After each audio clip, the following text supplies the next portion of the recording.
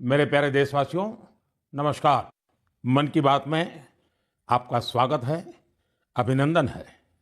मन की बात देश और देशवासियों की उपलब्धियों को सामने लाने का एक मजबूत प्लेटफॉर्म है। देश ने ऐसी ही उपलब्धि अभी दिल्ली में हुई ग्लोबल एआई इम्पैक्ट समिट के दौरान देखी। कई देशों के नेता, उद्योग जगत के लीडर्स, इनोवेटर्स और स्टार्टअप सेक्टर से जुड़े लोग एआई इम्पैक्ट समिट के लिए भारत मंडपम में एकत्र हुए। आने वाले समय में एआई की शक्ति का उपयोग दुनिया किस प्रकार करेगी, इस दिशा में यह समिट एक टर्निंग पॉइंट साबित हुई है। साथियों, समिट में मुझे वर्ल्ड लीडर्स और टेक सीईओ से मिलने का भी अवसर मिला। एआई समिट की एग्जीबिशन में मैंने वर्ल्ड लीडर्स को ढेर सारी चीजें दिखाई। मैं दो बातों का विशेष रूप से उल्लेख करना चाहता हूं। समिट में इन दो प्रोडक्ट्स ने दुनिया भर के लीडर्स को बहुत प्रभावित किया। पहला प्रोडक्ट अमूल के बूथ पर था। इसमें बताया गया कि कैसे एआई जानवरों का इलाज करने में हमारी मदद कर रही है और कैसे 24/7 एआई असिस्टेंट की मदद से किसान अपनी डेयरी और जानवर का हिसाब रखते हैं। साथियों, दूसरा प्रोडक्ट हमारी संस्कृति से संबंधित था। दुनिया भर के लीडर्स ये देखकर हैरत में पड़ गए कि कैसे एआई की मदद से हम हमारे प्राचीन ग्रंथों को, हमारे प्राचीन ज्ञान को, हमारी पांडुलिपियों को संरक्षित कर रहे हैं, आज की जनरेशन के अनुरूप ढाल रहे हैं। साथियों, एग्जीबिशन के दौरान डिस्प्ले के लिए सुश्रुत संहिता का चयन किया गया। पहले स्टेप में दिखाया गया कि कैसे टेक्नोलॉजी की मदद से हम पांडुलिपियों की इमेज क्वालिटी सुधारकर उन्हें पढ़ने लायक बना रहे हैं। सेकंड स्टेप में इस इमेज को मशीन के पढ़ने लायक टेक्स्ट में बदला गया। अगले स्टेप में मशीन रीडेबल टेक्स्ट को एक एआई अवतार ने पढ़ा और फिर अगले स्टेप में हमने ये भी दिखाया कि कैसे टेक्नोलॉजी से ये अनमोल भारतीय ज्ञान इंडियन लैंग्वेजेस और विदेशी भाषाओं में ट्रांसलेट किया जा सकता है। भारत के प्राचीन ज्ञान को आधुनिक अवतार के माध्यम से जानने में वर्ल्ड लीडर्स ने बहुत दिलचस्पी दिखाई। साथियों, इस समिट में दुनिया को एआई के क्षेत्र में भारत की अद्भुत क्षमताएं देखने को मिली है। इस दौरान भारत ने 3 made in India AI model भी लॉन्च किए। यह अपने आप में अब तक की सबसे बड़ी एआई समिट रही है। इस समिट को लेकर युवाओं का जोश और उत्साह देखते ही बन रहा था। मैं सभी देशवासियों को इस समिट की सफलता की बधाई देता हूं। साथियों, मैं अक्सर कहता हूं, जो खेले वो खिले। खेल हमें जोड़ता भी है। आजकल आप T20 वर्ल्ड कप के मैच देख रहे होंगे और मुझे पक्का विश्वास है कि मैच देखते हुए कई बार आंखें किसी खास खिलाड़ी पर टिक जाती होंगी। जर्सी किसी और देश की होती है, लेकिन नाम सुनकर लगता है कि अरे, ये तो अपने देश का है। तब दिल के किसी कोने में एक हल्की सी खुशी आती है, क्योंकि वो खिलाड़ी भारतीय मूल का होता है और वो उस देश के लिए खेल रहा होता है जहां उसका परिवार बस गया है। वे अपने अपने देशों की जर्सी पहनकर मैदान में उतरते हैं, पूरे मन से उस देश का प्रतिनिधित्व करते हैं। कनाडा की टीम में सबसे ज्यादा भारतीय मूल के खिलाड़ी हैं। टीम के कप्तान दिलप्रीत बाजवा का जन्म पंजाब के गुरदासपुर में हुआ था। नवनीत धालीवाल चंडीगढ़ के हैं। इस लिस्ट में हर्ष ठाकर, श्रेयस मोवा जैसे कई नाम हैं जो कनाडा के साथ साथ भारत का भी गौरव बढ़ा रहे हैं। अमेरिका की टीम में कई चेहरे भारत के घरेलू क्रिकेट से निकले हुए हैं। अमेरिकी टीम के कप्तान मोनांग पटेल गुजरात की अंडर 16 और अंडर 18 टीम के लिए भी खेल चुके हैं। मुंबई के सौरभ, हरमीत सिंह, दिल्ली के मिलिंद कुमार, ये सब अमेरिकी टीम की शान है। ओमान की टीम में आज कई चेहरे हैं जो पहले भारत के अलग अलग राज्यों में खेल चुके हैं। जतिंदर सिंह, विनायक शुक्ला, करण, जय, आशीष जैसे खिलाड़ी ओमान क्रिकेट की मजबूत कड़ी है। न्यूजीलैंड, यूएई और इटली की टीमों में भी भारतीय मूल के खिलाड़ी अपनी जगह बना रहे हैं। ऐसे कितने ही भारतीय मूल के खिलाड़ी हैं जो अपने देश का गौरव बढ़ा रहे हैं, वहां के युवाओं के लिए प्रेरणा बन रहे हैं। भारतीयता की यही तो विशेषता है। भारतीय जहां भी जाते हैं, अपनी मातृभूमि की जड़ों से जुड़े रहते हैं और अपनी कर्मभूमि यानी जिस देश में रहते हैं, उसके विकास में भी सहयोग करते हैं। मेरे प्यारे देशवासियों, किसी भी माता पिता के लिए अपने बच्चे को खोने से बड़ा दुख कुछ और हो ही नहीं सकता। छोटे से बच्चे को खोने का दुख तो और भी गहरा होता है।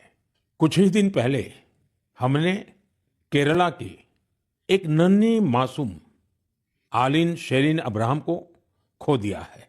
महज 10 महीनों में वो इस दुनिया से चली गई। कल्पना कीजिए, उसके सामने पूरी जिंदगी थी जो अचानक खत्म हो गई।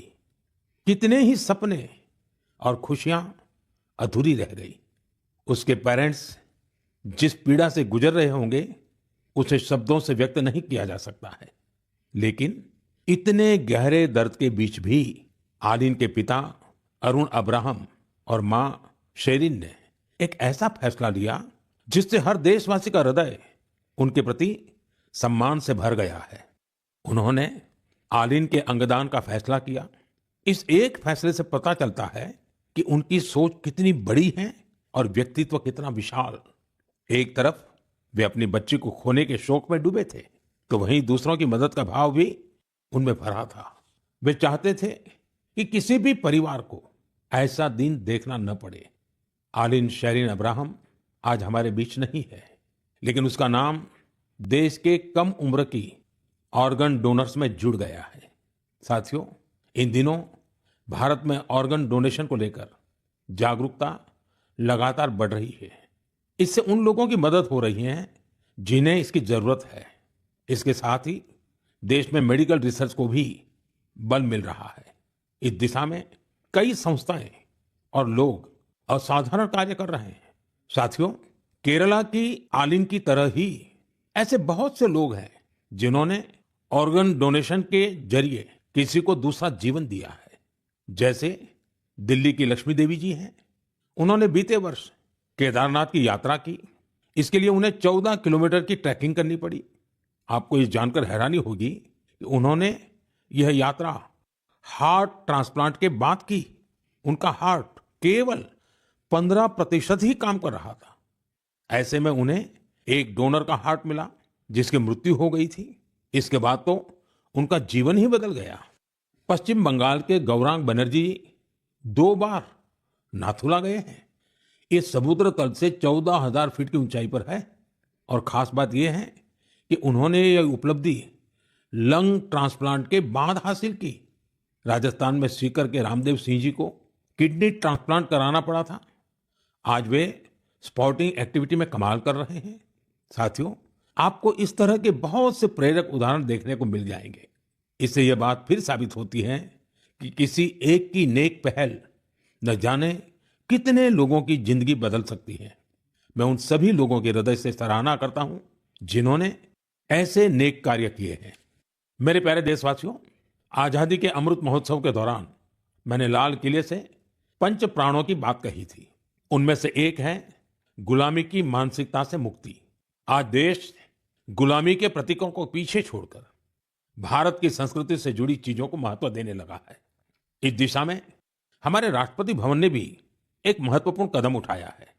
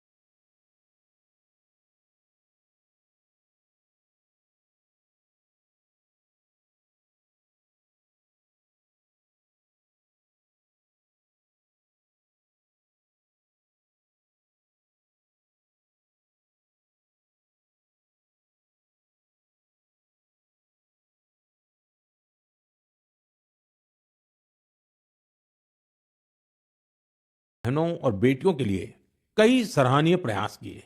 राज्य में कानून व्यवस्था को दुरुस्त रखने के लिए भी उन्होंने बहुत ठोस कदम उठाए थे। देशभक्ति की भावना उनमें कूट-कूट कर भरी थी।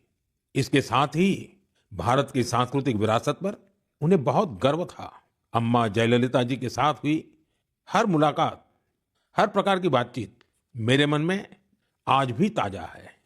वे गुजरात में 2002 और 2012 में हुए मेरे 2 शपथ ग्रहण समारोह में भी शामिल हुई थी। जब हम दोनों अपने अपने राज्य में मुख्यमंत्री थे, तब गुड गवर्नेंस जैसे विषयों पर अक्सर हमारे बीच बातचीत होती रहती थी। उनकी सोच बिल्कुल स्पष्ट थी और विचार बेहद सुलझे हुए। यह उनकी एक बड़ी खासियत थी।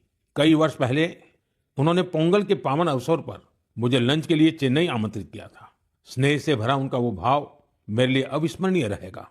एक बार फिर मैं उन्हें विनम्र श्रद्धांजलि अर्पित करता हूँ। जयललिता अवरगड़क ये निनयवांजलिगल समुदाय तीर्क अवर अट्रिय सेवई एंड्रुम निनयविल इरुक्कुम। मेरे प्यारे देशवासियों, अब मैं बात करूंगा अपने प्यारे छोटे होनहार बच्चों से, उन बच्चों से जिनका इस समय एग्जाम चल रहा है। मुझे उम्मीद है आपने इस महीने की शुरुआत में परीक्षा पे चर्चा देखी होगी और आपको उससे कुछ सीखने को भी मिला होगा। लेकिन मैं फिर भी पूछूंगा, पढ़ाई की ज्यादा टेंशन तो नहीं ले रहे हैं ना आप? मेरे प्यारे बच्चों, आप तो एग्जाम वॉरियर है। मुझे विश्वास है आप सभी पूरे मन से इम्तिहान की तैयारियों में लगे होंगे। हाँ, ऐसे समय में मन में थोड़ी शंका आना भी स्वाभाविक है। कभी लगता है सब याद रहेगा या नहीं रहेगा, कभी लगता है समय कम तो नहीं पड़ जाएगा ना। ये भाव हर पीढ़ी के बच्चों ने महसूस किए हैं। आप अकेले नहीं हैं। आप याद रखिए, आपका मूल्य आपकी मार्कशीट से तय नहीं होता। इसलिए खुद पर भरोसा रखिए। जो पढ़ा है उसे पूरे मन से लिखिए और जो नहीं आया उस एक सवाल को अपने मन पर हावी मत होने दीजिए। और एक बात, अपने माता पिता और शिक्षकों से बात करते रहिए। वे आपके नंबरों से नहीं, आपके प्रयास से आपकी पहचान करते हैं। वो आपकी मेहनत से खुश रहते हैं। मुझे पूरा भरोसा है कि आप परीक्षा में भी सफल होंगे और अपने जीवन में भी सफलता की नई ऊंचाई प्राप्त करेंगे। साथियों, इन दिनों रमजान चल रहा है। मैं इस पवित्र महीने के लिए सभी को शुभकामनाएं देता हूं। कुछ ही दिनों बाद होली का पर्व भी आ रहा है, यानी रंग, गुलाल और हंसी खुशी से भरा समय दस्तक देने वाला है। आप सभी अपने परिवार और अपनों के साथ खुशी के साथ सारे त्योहार मनाएं। और हाँ, कुछ मंत्र हमेशा याद रखें, जैसे वोकल फॉर लोकल। हमारे होली के त्योहारों में या अन्य कोई भी त्योहार में अनेक ऐसे साजो सामान घुस गए हैं जो विदेशी हैं। इन्हें त्योहारों से दूर रखिए, होली से भी दूर रखिए, स्वदेशी अपनाइए। जब आप स्वदेशी खरीदते हैं तो देश को आत्मनिर्भर बनाने के अभियान में भी मदद करते हैं। साथियों, मुझे हर महीने मन की बात के लिए आपके ढेरों सुझाव मिलते हैं। आपके भेजे गए संदेशों से हमें देश के कोने कोने में छिपी अद्भुत प्रतिभाओं के बारे में पता चलता है। निजी स्वार्थ से उठकर समाज के लिए कुछ करने की अनेक प्रेरणादायी गाथाएं आपके माध्यम से देश भर के लोगों तक पहुंची हैं। आप ऐसे ही अपने प्रयास जारी रखें। मुझे आपके संदेशों का इंतजार रहेगा। मैं एक बार फिर आपको और आपके परिवार को आने वाले त्योहारों की अनेक अनेक शुभकामनाएं देता हूं। बहुत बहुत धन्यवाद।